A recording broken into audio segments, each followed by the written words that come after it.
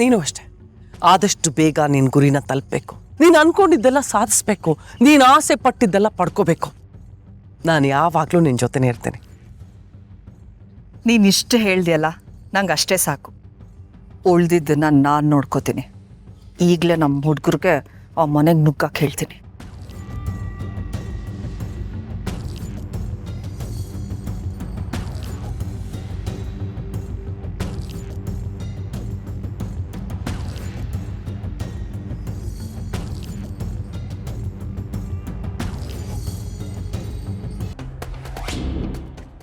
ಇದ್ರು ಇರ್ಬೋದು ಮೇಡಮ್.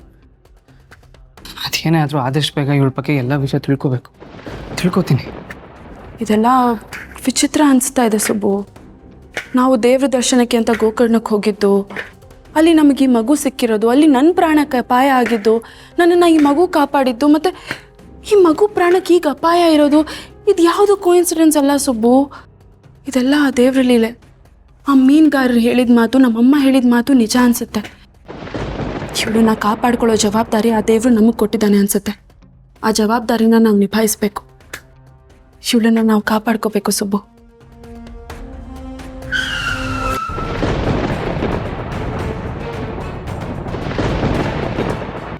ಒಂದು ನಿಮಿಷ ಇರಿ ಮೇಡಮ್, ಬಂದೆ.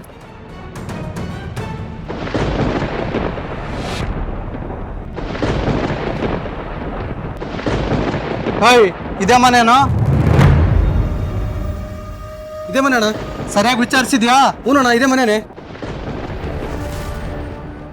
ಇವತ್ತು ಈ ಮನೇನ ರೈಡ್ ಮಾಡೋಣ, ಬನ್ರ.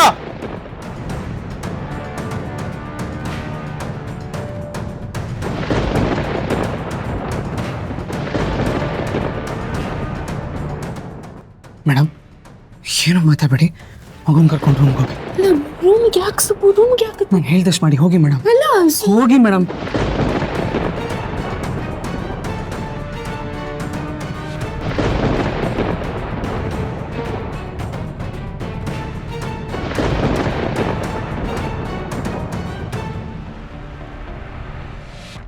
ಏಯ್, ಬಾಗಿಲು ಹೊಡೆದು ಒಳಗೆ ನುಗ್ಗೋ.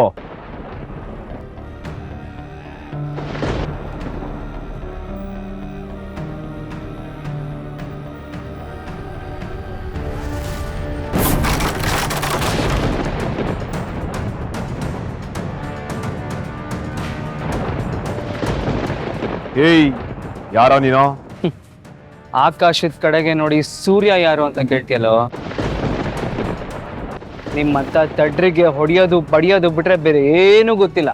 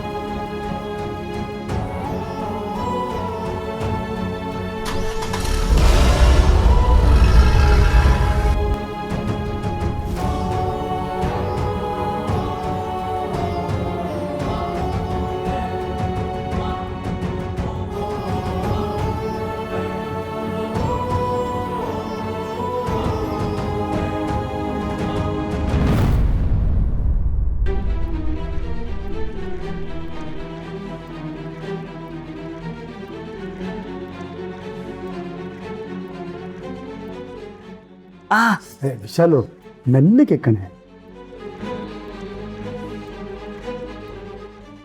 ಇದೇನೋ ಸುಬ್ರಹ್ಮಣ್ಯ ಇದೆಲ್ಲ.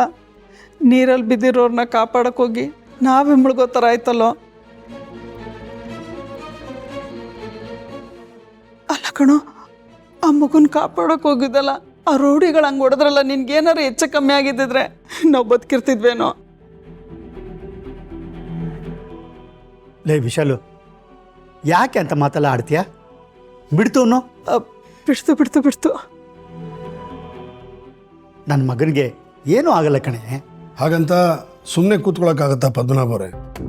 ಆ ರೌಡಿಗಳು ಮನೆವರೆಗೂ ಹುಡುಕೊಂಬಂದು ಸುಬ್ಬು ಮೇಲೆ ಹಲ್ಲೆ ಮಾಡಿದ್ದಾರೆ. ಇದು ಸಣ್ಣ ವಿಷಯ ಅಲ್ಲ. ನಾನು ಅವ್ರ ಮನೆಯವ್ರ ಬಗ್ಗೆ ಸ್ವಲ್ಪ ವಿಚಾರಿಸಿದ್ದೀನಿ. ಅವರು ಅಷ್ಟು ಒಳ್ಳೆಯವರಲ್ವಂತೆ.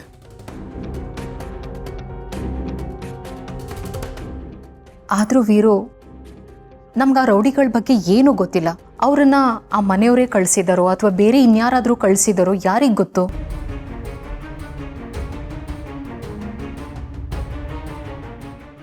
ಅಷ್ಟೆಲ್ಲ ಯೋಚನೆ ಮಾಡೋ ಅವಶ್ಯಕತೆ ಇಲ್ಲ ಅಮ್ಮೋರೆ.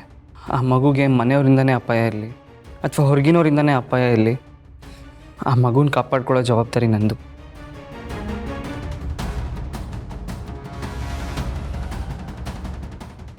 ಹಾಗಂತ ನೀನು ಕಷ್ಟ ಅನುಭವಿಸೋದು ಸರಿನಾ ಸುಬ್ಬು?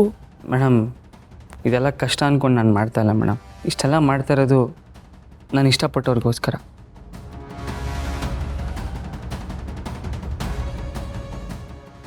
ಏನು ಹೇಳ್ತಿದ್ಯಾ?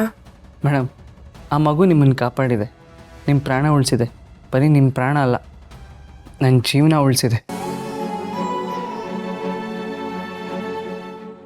ನನ್ನ ಜೀವನ ಉಳಿಸ್ದವಳನ್ನ ನನ್ನ ಪ್ರಾಣ ಒತ್ತೆ ಇಟ್ಟಾದರೂ ಕಾಪಾಡ್ಕೋಬೇಕಲ್ವ ಮೇಡಮ್?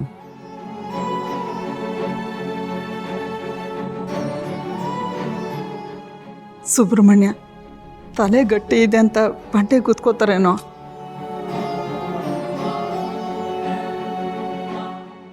ನಿನ್ನ ಶಕ್ತಿ ಏನು ಅಂತ ನಮಗೆ ಗೊತ್ತು. ಆದರೆ ಆ ಮಗು ರಾಜವಂಶದವ್ರದಂತೆ ಕಣೋ. ಆ ಮಗು ಬಗ್ಗೆ ನಾವು ತಲೆ ಕೆಡಿಸ್ಕೊಳ್ಳೋದು ಸರಿನೇನೋ?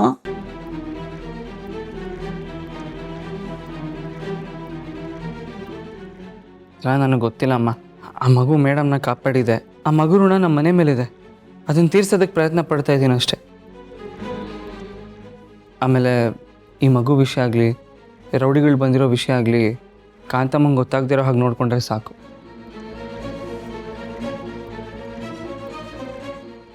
ಗೊತ್ತಾಗಬಾರ್ದಾ? ಯಾಕ ಮೊನ್ನೆ ಅವ್ರು ಒಂದೊಂದ್ಸಲಿ ಒಂದೊಂದು ಥರ ಇರ್ತಾರಪ್ಪ. ಅದರಲ್ಲೂ ಈ ಮಗು ಶ್ರೀಮಂತರ ಮನೆಗೆ ಸೇರಿದ್ದು ಅಂತ ಗೊತ್ತಾಗ್ಬಿಟ್ರೆ ಅದು ಏನೇನು ಮಾಡೋಕ್ಕೆ ರೆಡಿ ಇರ್ತಾರೋ ಗೊತ್ತಿಲ್ಲ ನನಗೆ.